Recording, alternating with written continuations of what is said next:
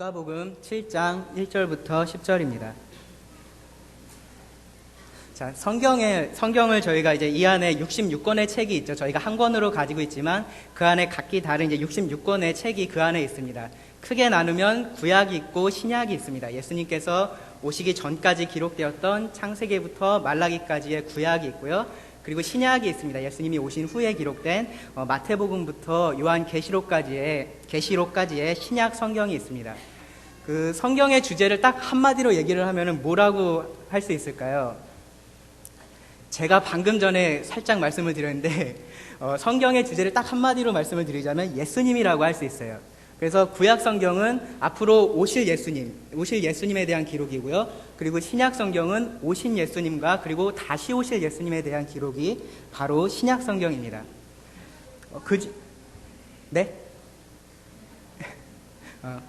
그 중에서 특별히 사복음서는요, 이 땅에 오셨던 예수님에 대한 말씀과 행적이 자세하게 기록이 되어 있습니다.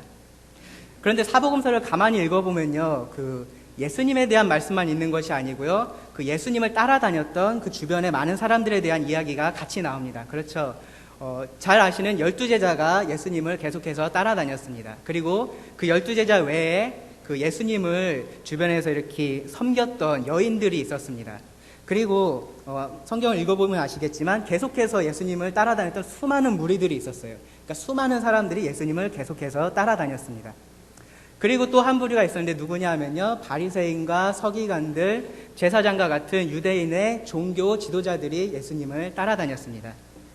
그 사람들이 예수님을 열심히 따라다녔었는데 예수님 주변에 계속 같이 있었는데요, 다 똑같은 마음으로 있었던 건 아니었어요.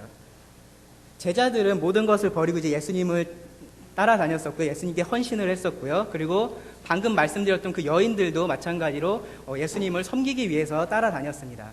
그런데 그 외에 수많은 사람들이 예수님을 따라다녔는데 그 사람들은 각기 마음속에 다른 동기를 가지고 있었습니다. 뭐냐 하면 어떤 사람은 병 고침을 받기 원했고요. 어떤 사람은 먹고 배부르기를 원했습니다. 또 어떤 사람은 예수라는 사람을 보니까 저 사람이 뭔가 특별한 것 같아요. 저 사람이 혹시 우리를 이 로마의 압제로부터 구원해 주지 않을까라는 생각으로 예수님을 따라다녔습니다. 그리고 바리새인들을 비롯한 그 유대인의 종교 지도자들, 그 사람들은 예수님을 왜 따라다녔냐면요, 예수님을 책잡기 위해서, 예수님이 혹시 뭐 말 잘못하지 않을까, 그거 하나 잡아서 예수님을 넘어뜨리려고 예수님을 계속해서 따라다녔습니다. 그렇게 다양한 사람들이 다양한 마음의 동기를 가지고 예수님을 따라다녔었는데요. 그런데 그 예수님 주변에 있었던 그 사람들이 예수님께서 하신 일을 보고 그리고 예수님께서 하신 말씀을 듣고 동일하게 보였던 한 가지 반응이 있습니다. 그 사람 마음속에 무슨 동기가 있었던지에 상관없이요, 예수님 주변에 있었던 사람들은 다 이런 반응을 보였어요. 자, 누가복음을 펴셨으니까 제가 누가복음에서 말씀을 좀 찾아서 읽어드리겠습니다. 자, 2장 말씀을 보세요. 2장 47절입니다.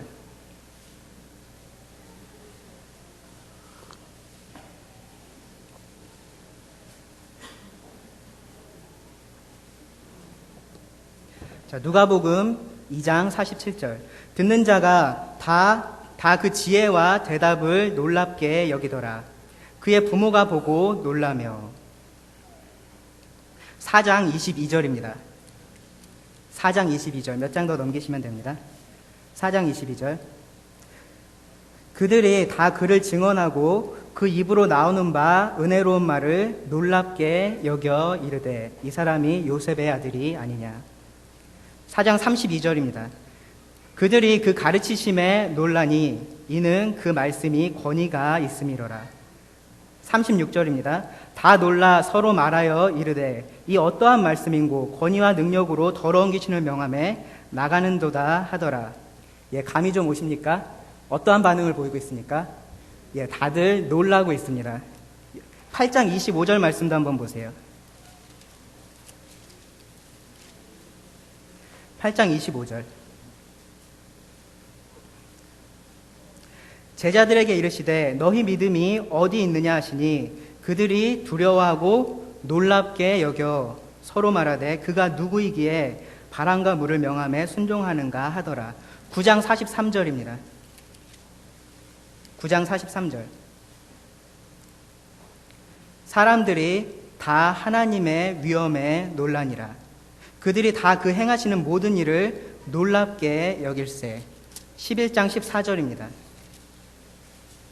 예수께서 한 말 못하게 하는 귀신을 쫓아내시니 귀신이 나가매 말 못하는 사람이 말하는지라 무리들이 놀랍게 여겼으나. 한 구절만 더 보겠습니다. 20장 26절입니다. 20장 26절. 그들이 백성 앞에서 그의 말을 능히 책잡지 못하고 그의 대답을 놀랍게 여겨 침묵하니라. 여기 놀랐던 사람들은 누구냐 하면요, 그 예수님을 책잡으려고 왔던 사람들, 그 사람들이 예수님께서 지혜롭게 대답하시는 것을 듣고 그들이 그것을 놀랍게 여겼습니다. 자, 그러면 여기서 한 가지 질문이 있는데요. 뭐냐 하면, 왜 예수님 주변에 있었던 그 수많은 사람들은 다 예수님의 하신 일을 보고 하신 말씀을 듣고 놀랐을까요? 다양한 사람들이 다양한 동기를 가지고 예수님 주변에 있었는데요. 그 사람들이 다들 예수님께서 하시는 말씀과 하시는 일을 보고 놀랐습니다. 왜 놀랐을까요? 왜냐하면요, 예수님은 다르셨기 때문에 그래요. 예수님은 그들이 평생을 봐왔던, 그들이 역사적으로 알던 그 어떠한 사람과도 예수님은 다르셨기 때문에 사람들은 놀랄 수밖에 없었습니다. 예수님이 뭐가 달랐을까요? 예수님은요, 그냥 사람이 아니셨고요, 인간의 몸을 입고 이 땅에 오신 하나님이셨습니다. 그렇기 때문에 그 예수님의 말씀의 권위가 있었고요, 예수님의 그 말 한마디에 귀신이 나갈 수밖에 없었고요, 예수님께서 하시는 그 일이 모든 사람들로 하여금 놀라게 만들었던 것입니다. 그 놀라우신 예수님, 그 놀라운 하나님이신 예수님을 놀라게 했던 사람들이 있습니다. 제 말 잘 들으셨나요? 그 놀라우신 하나님, 그 예수님을 놀라게 했던 기록이 사복음서에 딱 2번 나옵니다. 어떠한 사람들이 예수님을 놀라게 했는데요, 딱 2번 그러한 경우가 기록이 되어 있습니다. 마가복음 6장 6절을 한번 보시기 바랍니다. 마가복음 6장 6절입니다.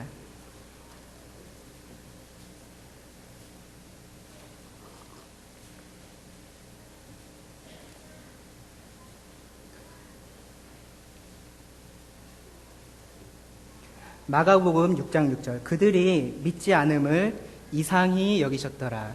여기 이제 이상히 여기셨더라고 번역이 되어 있는데요, 제가 지금까지 말씀드렸던 놀랍다라는 말하고 같은 단어입니다. 그들이 믿지 않음을 예수님께서 이상하게 여기셨습니다.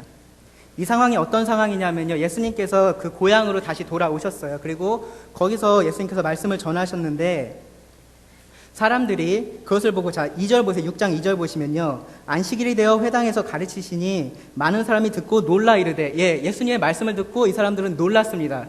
그런데 놀란 것과 믿는 것은 별개의 문제였던 거예요. 사람들이 다 예수님을 보고 놀랐다고 해서 예수님을 믿었던 것이 아니었던 것입니다. 오히려 6장 3절 끝에 보시면요, 예수를 배척한지라. 예수님의 말씀을 듣고 놀랐지만 그들은 예수님을 배척했습니다. 그들의 그러한 믿지 않음을 보시고 예수님께서 이상하게 놀라셨던 것입니다.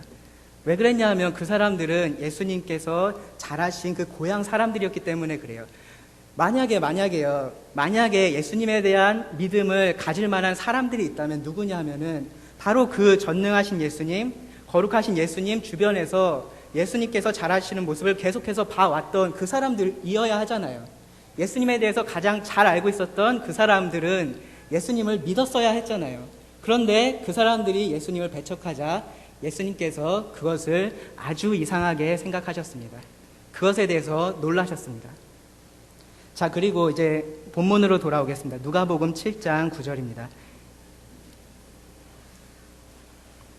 또 한 번 예수님께서 놀라신 경우가 누가복음 7장 9절에 기록이 되어 있습니다. 누가복음 7장 9절. 예수께서 들으시고 그를 놀랍게 여겨 돌이키사, 자, 여기서 예수님께서 놀라셨다고 말씀하고 있습니다. 따르는 무리에게 이르시되, 내가 너희에게 이르노니 이스라엘 중에서도 이만한 믿음은 만나보지 못하였노라 하시더라.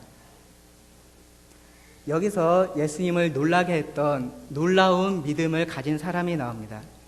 앞의 경우에 예수님의 그 고향 사람들, 그 유대인들, 이스라엘 사람들은 예수님을 배척함으로 예수님을 놀라게 했습니다. 그들의 믿음 없음으로 예수님을 놀라게 했는데요. 여기 나오는 이 사람은요, 누가복음 7장 9절에 나오는 이 사람은 그의 믿음으로, 그가 가지고 있는 믿음으로 예수님을 놀라게 했습니다. 놀라우신 하나님, 이 놀라우신 예수님을 놀라게 했던 이 놀라운 믿음이 무엇일까요? 그 믿음이 바로 진정한 믿음입니다. 오늘 이 믿음에 대해서 같이 한번 여러분과 생각해 보기를 원합니다. 그리고 이 믿음이 바로 우리 그리스도인들, 여러분들이 스스로를 그리스도인이라고 말씀하시면요, 이러한 믿음을 여러분들이 가지고 계신 것이 마땅합니다. 먼저 본문 말씀을 읽겠습니다. 7장 1절부터 10절입니다. 예수께서 모든 말씀을 백성에게 들려주시기를 마치신 후에 가버나움으로 들어가시니라. 어떤 백부장의 사랑하는 종이 병들어 죽게 되었더니 예수의 소문을 듣고 유대인의 장로 몇 사람을 예수께 보내어 오셔서 그 종을 구해주기를 청한지라. 이에 그들이 예수께 나와 간절히 구하여 이르되 이 일을 하시는 것이 이 사람에게는 합당하니이다. 그가 우리 민족을 사랑하고 또한 우리를 위하여 회당을 지었나이다 하니 예수께서 함께 가실세. 이에 그 집이 멀지 아니하여 백부장이 벗들을 보내어 이르되 주여 수고하시지 마옵소서. 내 집에 들어오심을 나는 감당하지 못하겠나이다. 그러므로 내가 주께 나아가기도 감당치 못할 줄을 알았나이다. 말씀만 하사 내 하인을 낫게 하소서. 나도 남의 수하에 든 사람이요 내 아래에도 병사가 있으니 이더러 가라 하면 가고 저더러 오라 하면 오고 내 종더러 이것을 하라 하면 하나이다. 예수께서 들으시고 그를 놀랍게 여겨 돌이키사 따르는 무리에게 이르시되 내가 너희에게 이르노니 이스라엘 중에서도 이만한 믿음은 만나보지 못하였노라 하시더라. 보내었던 사람들이 집으로 돌아가 보매 종이 이미 나아 있었더라. 잠시 기도하시겠습니다. 하나님, 오늘 저희들에게 또 귀한 말씀을 주심에 감사드립니다.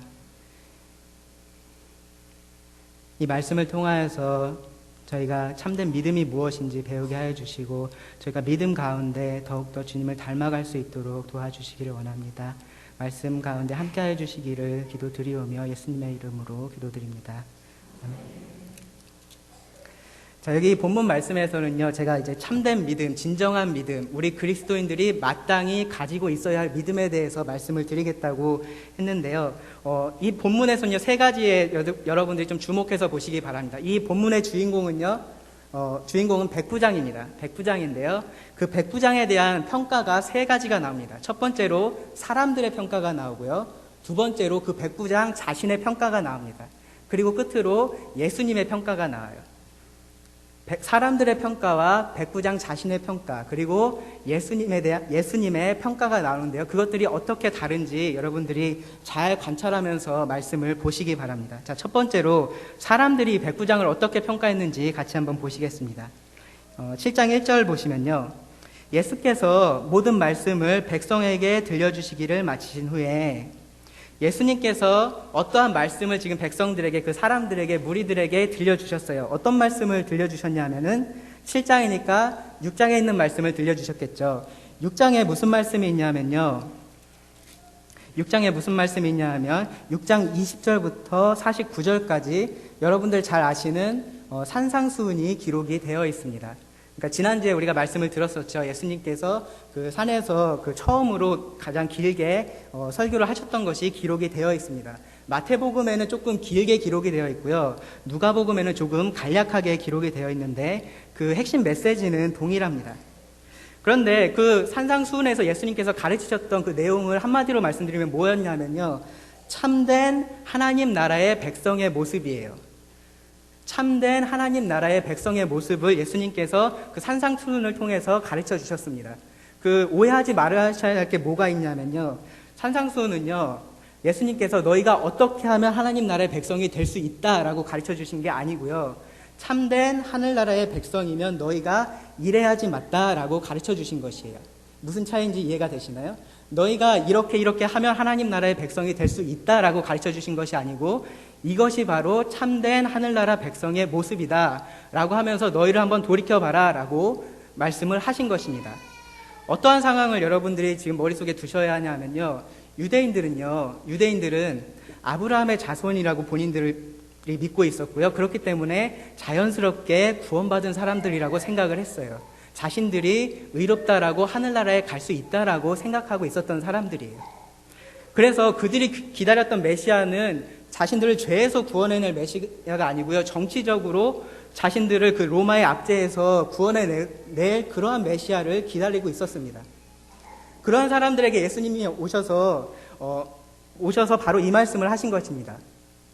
보면요, 그 율법에 관해서 예수님께서 말씀을 하세요. 너희가 이렇다라고 들었으나 나는 너희에게 말하노니 이렇게 하라. 너희가 간음하지 말라는 말을 들었지만 여자를 보고 음욕을 품은 자마다 이미 마음에 간음하였다라고 예수님께서 말씀을 하십니다. 예수님께서 율법을 폐하신 것이 아니고요, 율법을 올바로 사용을 하신 거예요.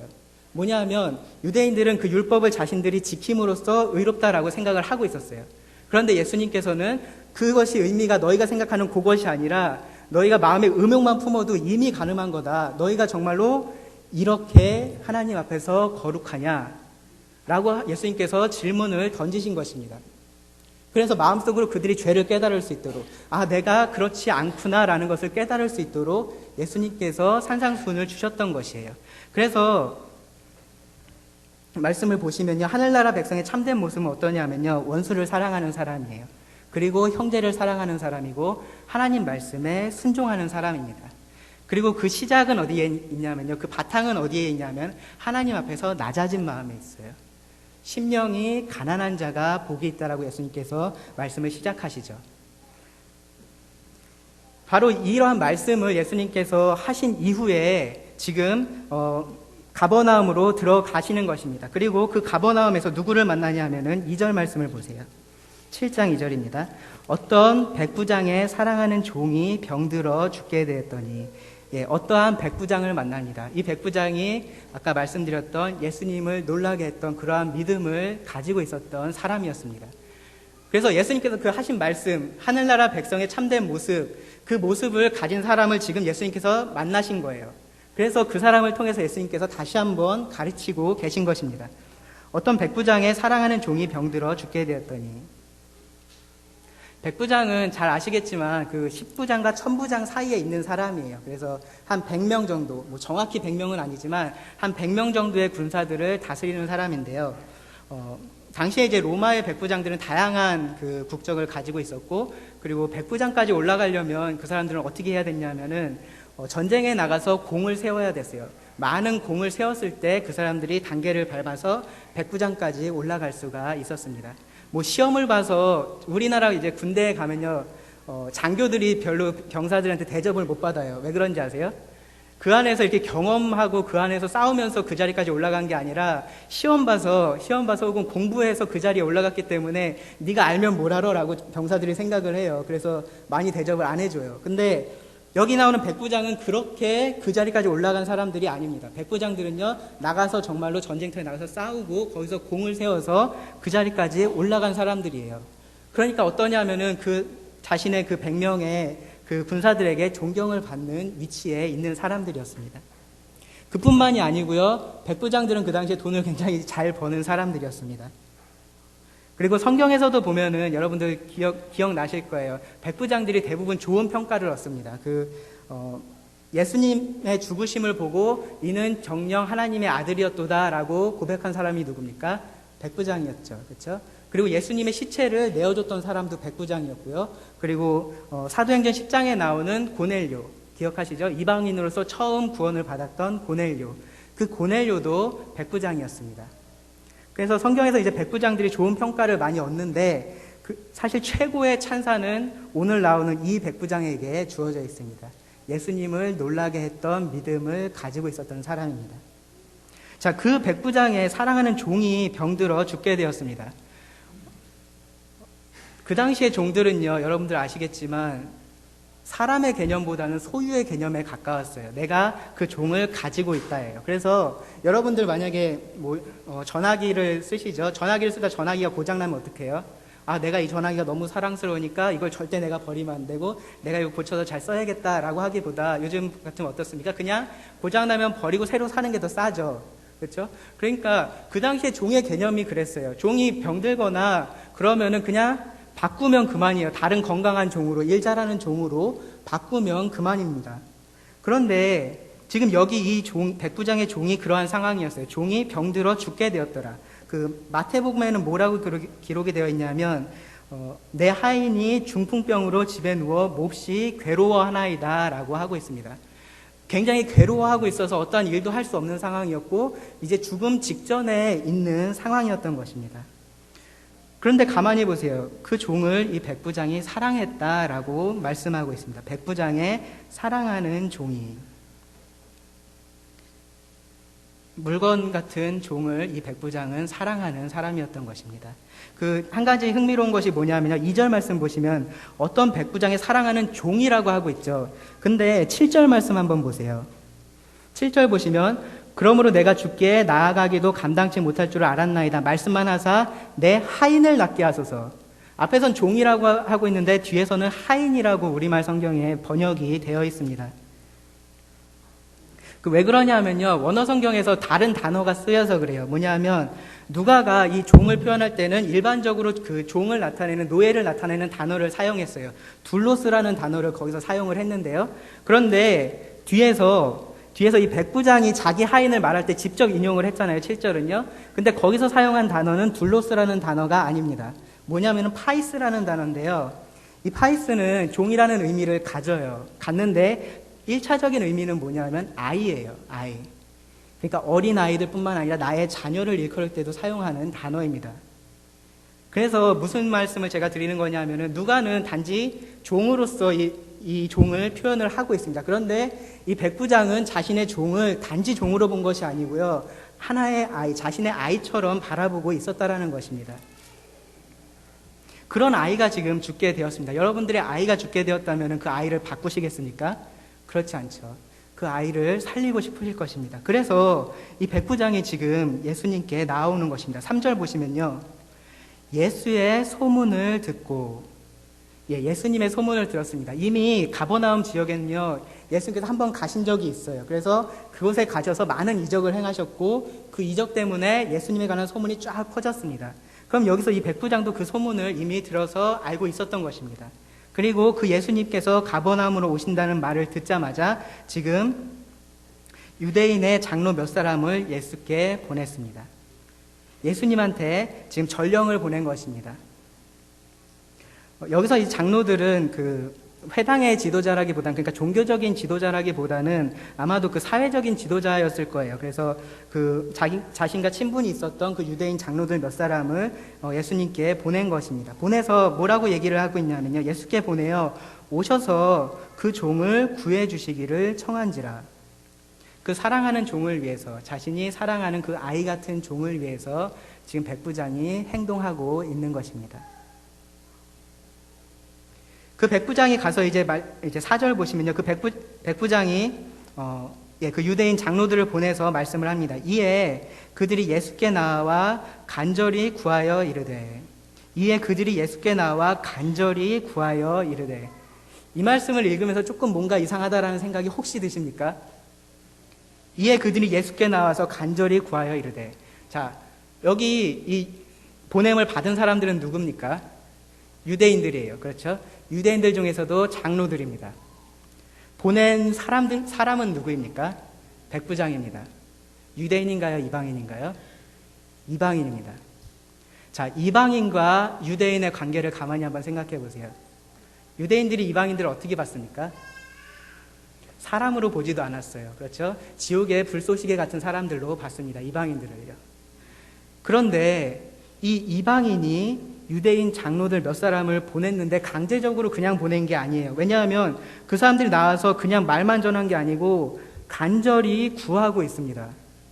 왜 그렇게 간절히 구하고 있을까요? 다음 말씀을 보세요.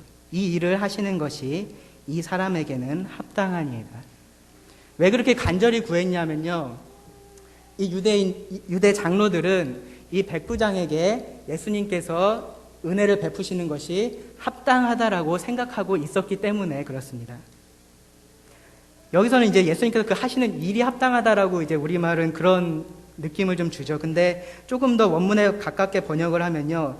이 사람은 당신이 그렇게 해주시기에 합당한 사람입니다. 당연한 사람입니다. 가치 있는 사람입니다. 자격 있는 사람입니다. 라고 이 유대인들이 말을 했습니다. 그러니까 그 백부장 자체가 그러한 자격을 갖춘 사람이라고 이 사람들은 평가를 하고 있는 것입니다.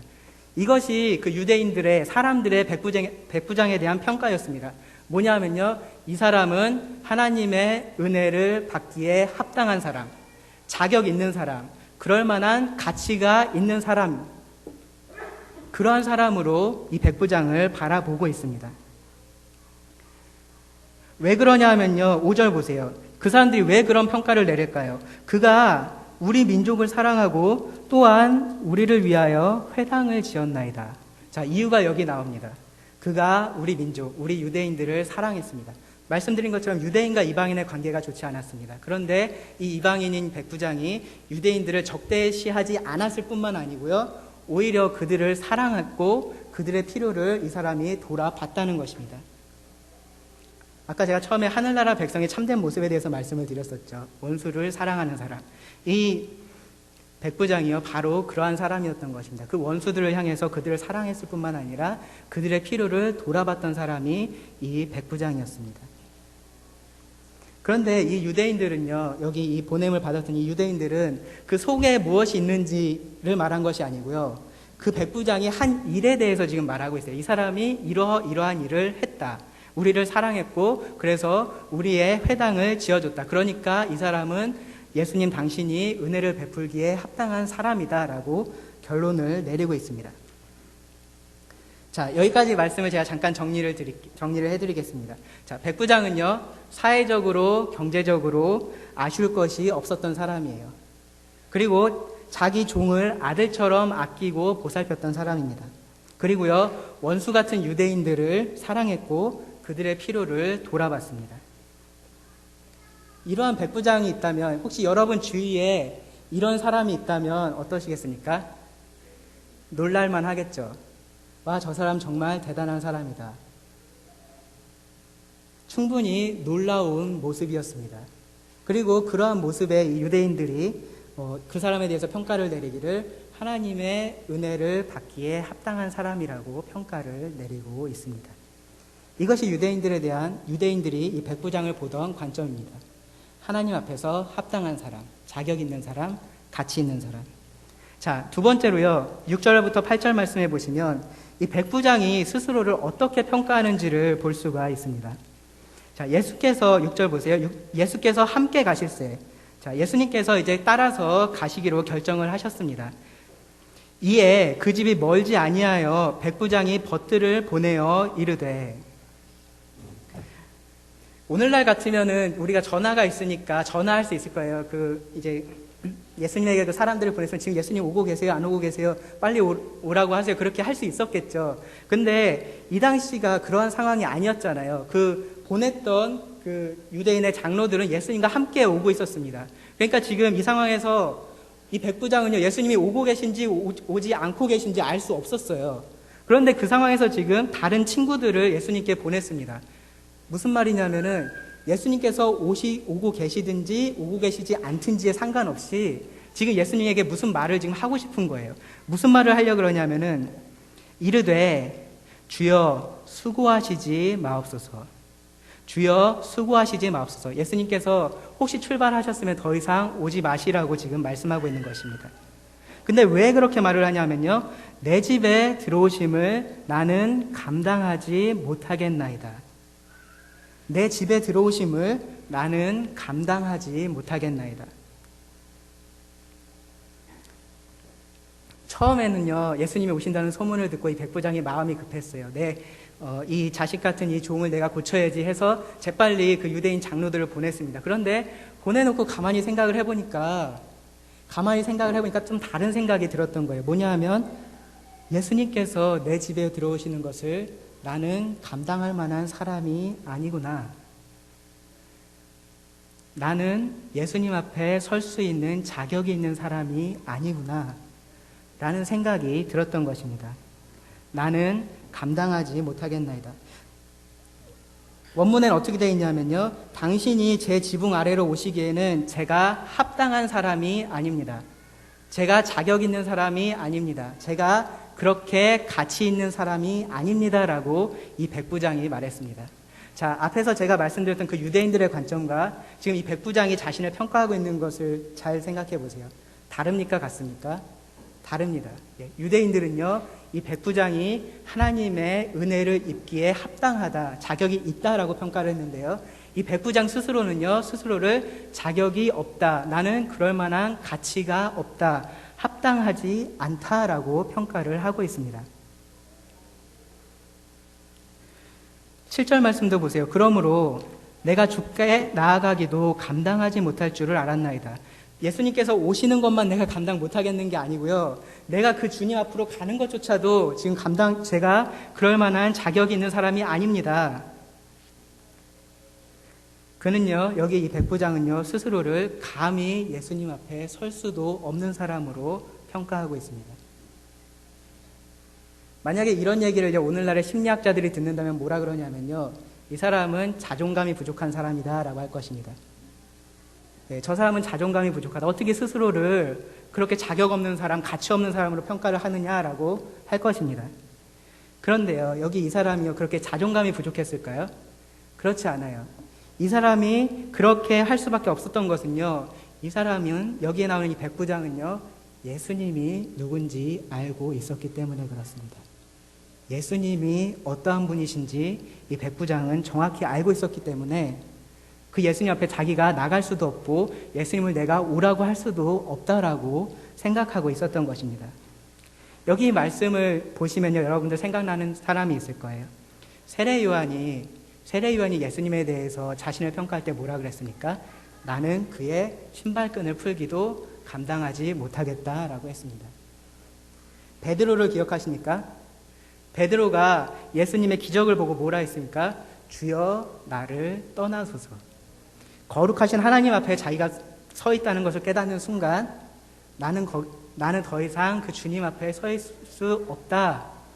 주님 저를 제발 떠나주십시오 라고 고백할 수밖에 없었던 것입니다. 누가복음 18장에 나오는 바리새인과 세리의 비유를 기억하시죠? 그 성전에 올라간 바리새인과 세리가 있었습니다. 세리가 어떻게 했습니까? 세리가 하나님 앞에 기도할 때 어떻게 했습니까? 감히 우러러 하늘을 쳐다보지도 못했습니다. 하나님 계신 그곳을 감히 쳐다볼 수도 없었습니다. 그리고 뭐라고 기도했습니까? 하나님, 불쌍히 여겨주십시오. 저는 죄인입니다. 이것은요, 그 사람들에게 자존감이 부족해서가 아니고요. 그들이 스스로를 낮게 평가했던 것은 그들이 하나님이 어떠한 분이신지 알고 있었기 때문입니다. 거룩하신 하나님, 전능하신 하나님.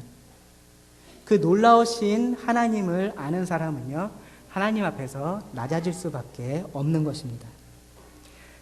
거기서 끝이 아니고요. 나는 나갈 수 없으니까 예수님 오지 마십시오.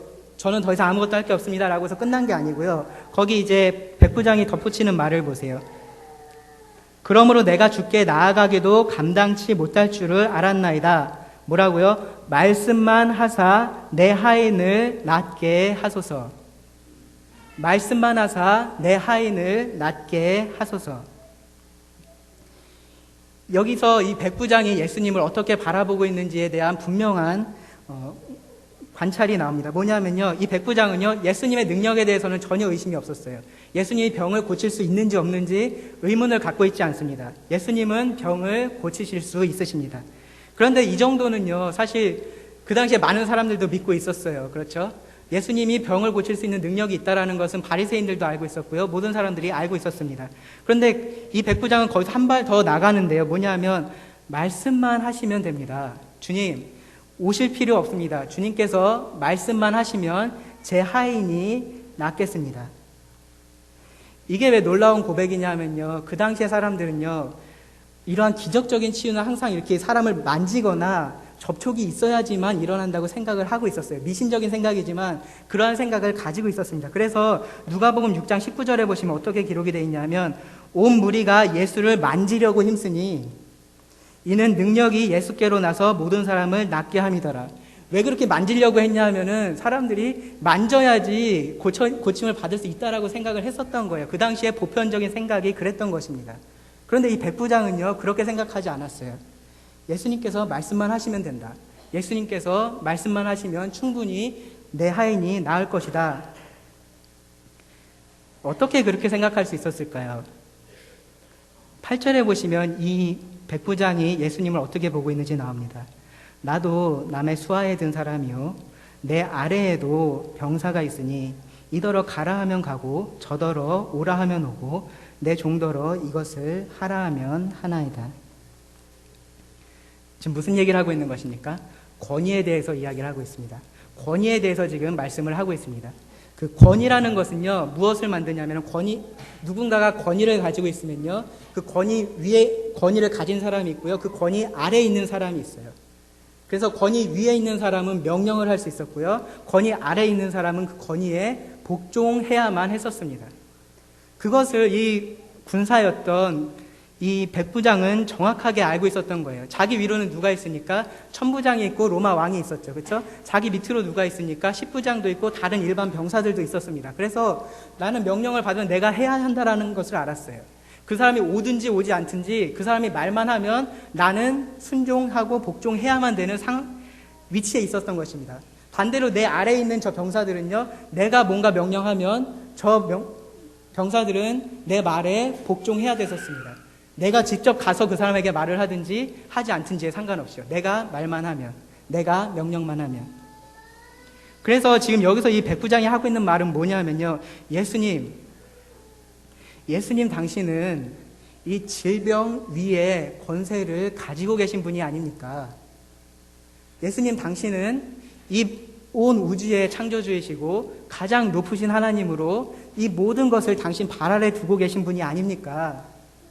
그런 분께서 굳이 내 집까지 오셔서 그렇게 하실 필요 없습니다. 말씀만 하십시오. 당신에게 그러한 권위가 있고 능력이 있지 않습니까? 그냥 말씀만 하시면 됩니다. 그러면 제 하인이 나을 것입니다. 라고 지금 여기 백부장이 말하고 있는 것입니다. 이 백부장이 자기를 보는 관점을 제가 정리해서 말씀을 드리겠습니다. 백부장은요, 스스로를 낮게 평가했어요. 낮게 평가했습니다. 그런데 그것은 무엇의 증거였냐면요, 그 백부장이 예수님을 높게 보고 있다는 증거였습니다. 예수님이 어떠한 분이신지 정확히 알고 있다라는 증거였습니다. 그리고 그럼에도 불구하고요, 이 백부장은 예수님이 여전히 은혜를 베풀어 주실 것이라고 믿고 있었어요. 그래서 말씀만 하십시오. 그러면 제 하인이 나을 것입니다. 라고 했던 것입니다. 자, 이 백부장과 앞에 나왔던 그 유대 장로들의 관점을 다시 한번 생각해 보시기 바랍니다. 유대인들은 왜 이 백부장이 은혜 받기에 합당한 사람이라고 생각했냐면요, 그 백부장이 한 일의 기초에서 그렇게 생각을 했습니다. 백부장이 어떠한 일을 했는지, 우리를 사랑했고 우리 회당을 지어줬다. 그러니까 이 사람은 하나님 앞에서 합당한 사람이다 라고 생각을 했습니다. 이 백부장은요, 예수님 앞에 나아갈 때 자신의 지위를 이용하지도 않았고요, 자신의 그런 행위를 이용하지도 않았고요, 자신의 돈을 이용하지도 않았습니다. 예수님 앞에 나아갈 때 무엇을 가지고 나아갔냐면요, 예수님에 대한 올바른 관점, 하나님에 대한 올바른 시각과 그것의 기초에서 낮아진 마음으로 예수님 앞에 나아갔던 것입니다. 누구의 평가가 맞을까요? 누구의 평가가 맞겠습니까? 9절 말씀 보세요. 예수께서 들으시고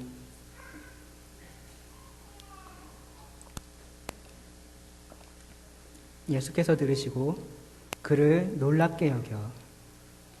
예수님께서 놀라셨습니다. 예수님께서 기이하게 여기셨습니다. 예수님께서 이상하게 생각을 하셨습니다. 성경에서 단 한 번 예수님이 사람의 믿음을 보고 놀라신 경우가 지금 여기입니다. 이 이방인이었던 백부장, 이름도 기록되어 있지 않아요. 그냥 백부장이라고만 나옵니다. 이 사람을 보고 예수님은 놀라셨습니다. 그리고 그 상황을 그냥 지나치신 것이 아니고요. 돌이키사 따르는 무리에게 이르시되, 예수님을 따라오고 있었던 무리들이 있었죠. 예수님께서 이 백부장을 보시자 뒤로 도셔서 그 무리들에게 말씀하십니다. 자, 한번 봐라. 자, 봐라. 내가 너희에게 이르노니 이스라엘 중에서도 이만한 믿음은 만나보지 못하였도다. 이 말씀은요, 이 백부장에 대한 칭찬임과 동시에요, 이스라엘 백성에 대한 책망입니다. 이 백부장을 칭찬하심과 동시에요, 이 이스라엘 백성들을 책망하신 거예요. 왜요? 예수님에 대한 믿음 누가 가졌어야지 맞는 거예요? 하나님의 선민인 이스라엘 백성들이 먼저 가졌어야지 맞는 거잖아요. 그런데 그 이스라엘 백성들은 오히려 예수님을 배척했었고요. 그리고 예수님께서 행하시는 그런 이적이나 그런 것들만 바라고 단지 예수님을 따라다녔습니다. 그러면서 자신들은 의롭다. 나는 메시아가 필요 없다. 나는 구원받을 필요가 없는 사람이다. 왜? 나는 이미 하늘나라의 백성이니까. 그렇지 않은데 그 사람들은 그렇게 생각하고 예수님을 따라다녔던 것입니다. 그들에게 지금 예수님께서 말씀하시는 것입니다. 내가 너희에게 이르노니 이스라엘 중에서도 너희들 가운데서는 내가 이만한 믿음을, 여기 백부장 같은 이 겸손한 믿음을 만나보지 못했다. 이 백부장의 믿음은 위대했습니다. 왜냐하면요, 그는 예수님이 질병을 고칠 수 있다라고 믿었고요. 그리고 굳이 예수님께서 그 질병을 고칠 장소에 있지 않아도 된다라고 믿고 있었고요. 그리고 세 번째로요, 이 백부장은 예수님을 만난 적이 없는데도 예수님의 소문만 듣고 예수님이 병을 고칠 수 있는 하나님이라고 믿고 있었습니다. 그것은 겉으로 드러난 거예요. 그런데 사실 그 속에는 무엇이 있었냐면요, 그 바탕에는 무엇이 있었냐면 첫 번째로 무엇이 있었냐면요, 하나님의 은혜가 있었습니다. 하나님께서 그로 깨닫게 하시고 믿게 하신 것입니다. 그런데요, 성경에서 여러분들 잘 한번 머릿속에 떠올려보세요. 성경에서 하나님께서 어떠한 자에게 은혜를 베푸신다고 하셨습니까? 하나님이요, 교만한 자를 물리치시고 겸손한 자에게 은혜를 베푸신다고 하셨습니다. 여기 겸손한 백부장에게 하나님께서 은혜를 베푸신 것입니다. 그래서 그가 이러한 믿음을 가질 수 있었던 것입니다. 겸손하라는 말을 교회에서 많이 들으셨을 거예요. 겸손 굉장히 많이 들으셨을 거예요. 그런데요, 겸손이라는 것을 우리가 생각할 때 단지 나를 낮추는 것만 생각하면은 겸손이 너무 어려워요. 왜냐하면 내가 낮아지는 순간 나는 또 내가 낮아졌구나라고 교만해지거든요. 그래서 겸손에 대해서 내가 낮아져야지 생각하시면은 겸손이라는 것은 우리가 절대로 가질 수 없는 덕목이 돼요. 그런데 여기 제가 계속해서 말씀드렸는데 이 백부장이 어떻게 그렇게 낮아질 수 있었습니까? 하나님에 대해서, 예수님에 대해서 올바른 관점을 가지고 있었기 때문에 그가 낮아질 수 있었습니다. 그래서요, 겸손을요, 저는 이렇게 여기다 적었는데요. 겸손은 뭐냐면요, 하나님과 나를 바르게 바라볼 때 따라오는 자연스러운 반응. 하나님과 나를 바르게 바라볼 때, 하나님이 얼마나 높으신 분인지, 하나님이 얼마나 전능하신 분이신지, 하나님이 얼마나 거룩하신 분이신지, 그것을 바로 보시면요, 나 자신을 바로 볼 수 있어요. 그 하나님 앞에서 나는 합당치 않은 사람이다. 하나님 앞에 나는 가치 없는 사람이다. 그것이 바로 겸손입니다. 이러한 겸손을 그 이스라엘 백성들은 가지고 있지 못했습니다. 이러한 겸손을 그 유대 장로들은 가지고 있지 못했습니다. 그래서 이 백부장이 하나님 앞에 합당하다라고 이야기하고 있는 거예요. 그 사람들은요, 예수님이 죄를 사하는 권세가 있다라고 인정하지 않았습니다. 그 사람들은요, 예수님의 가르치는 권세를 인정하지 않았습니다. 그리고 예수님의 병 고치는 권세도 인정하지 않았고요. 오히려 바알세부를 힘입어서 저 사람이 병을 고친 귀신을 쫓아낸다라고 말했습니다. 이들의 가장 큰 문제점이 무엇이었냐면요, 예수님이 하나님이신 것을 이들은 알지 못했습니다. 그리고 자신들의 행위로 의롭게 되려고 노력하고 있었습니다. 예수님은 이 사람들을 칭찬하지 않으셨어요. 자, 우리가 한번 바라보세요. 여기 백부장이 있고요. 여기 유대 지도자들이 있습니다. 바리새인들이 있고 사두개인들이 있고 서기관들이 있고 율법사들이 있습니다. 누가 더 거룩합니까? 우리가 볼 때요. 이 사람들이 더 거룩하다고 생각할지 모르겠습니다. 이 사람들이 더 하늘나라 백성에 합당하다라고 생각할 수 있습니다. 그런데요, 예수님이 칭찬하신 사람은 누구입니까? 백부장이에요. 이 이방인이었던 백부장. 하나님 앞에서 낮아졌던 이 백부장. 그 낮아진 마음으로 그 믿음 안에서 원수를 사랑하고 자신의 종을 사랑했던 이 백부장을 예수님께서는 칭찬하셨습니다. 믿음으로 예수님을 놀라게 했던 사람이 바로 이 백부장입니다. 예수님의 놀라운 권세를 인정하고요. 하나님이 어떠한 분이신지 바라보고요. 그리고 그 앞에서 겸손히 자신을 낮추며 하나님 앞에 은혜를 구했던 바로 이것이 참된 믿음의 모습입니다. 자, 이 이야기의 끝은 이렇습니다. 10절입니다. 보내었던 사람들이 집으로 돌아가 보매 종이 이미 나아 있었더라. 네, 겸손한 자에게 하나님께서 은혜를 베푸셨습니다. 그리고 그 사랑하는 종이 고침을 받았습니다.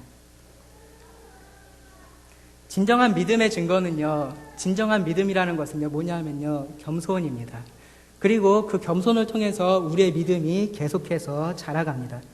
누가복음 17장 말씀을 끝으로 보시고 말씀을 줄이겠습니다. 누가복음 17장 5절입니다. 누가복음 17장 5절. 사도들이 주께 여짜오되 우리에게 믿음을 더하소서 하니. 자, 믿음 안에서 자라나길 원하십니까? 여기 사도들도 그러한 똑같은 의문을 마음속에 가지고 있었어요. 우리가 어떻게 하면 믿음에서 자랄까? 자, 예수님의 대답을 보세요. 17장 6절입니다. 주께서 이르시되 너희에게 겨자씨 하나일 만한 믿음이 있었더라면 이 뽕나무더러 뿌리가 뽑혀 바다에 심기어라 하였을 것이요 그것이 너희에게 순종하였으리라. 예, 놀라운 믿음의 역사를 지금 예수님께서 말씀하고 계십니다. 그런데요, 바로 다음 말씀 보세요. 7절 보세요. 너희 중 누구에게 밭을 갈거나 양을 치거나 하는 종이 있어 밭에서 돌아오면 그더러 곧 와 앉으라 먹으라 말할 자가 있느냐. 도리어 그더러 내 먹을 것을 준비하고 띠를 띠고 내가 먹고 마시는 동안에 수종 들고 너는 그 후에 먹고 마시라 하지 않겠느냐. 명한 대로 하였다고 종에게 감사하겠느냐. 이와 같이, 여기 말씀 잘 보십시오. 이와 같이 너희도 명령받은 것을 다 행한 후에 이르기를 우리는 무익한 종이라. 우리가 하여야 할 것을 한 것뿐이라 할지니라. 여기 제자들처럼요, 우리는 여전히 믿음 안에서 자라가야 합니다. 여전히 우리는 믿음 안에서 더욱더 자라가야 합니다. 그 열쇠가 여기 있습니다. 그 열쇠가 바로 여기 예수님께서 말씀해 주셨습니다. 뭐냐면요, 하나님께서 누구신지 알고요, 그리고 그분 앞에서 우리를 낮추는 것입니다. 그때 우리가 주님의 명령에 순종할 수 있고요, 그리고 우리가 우리 스스로를 무익한 자라고 할 때, 우리가 우리를요 무익한 자라고 할 때 예수님은 우리를 뭐라 그러실 거냐면요, 잘하였다, 착하고 충성된 종아. 기도하시겠습니다.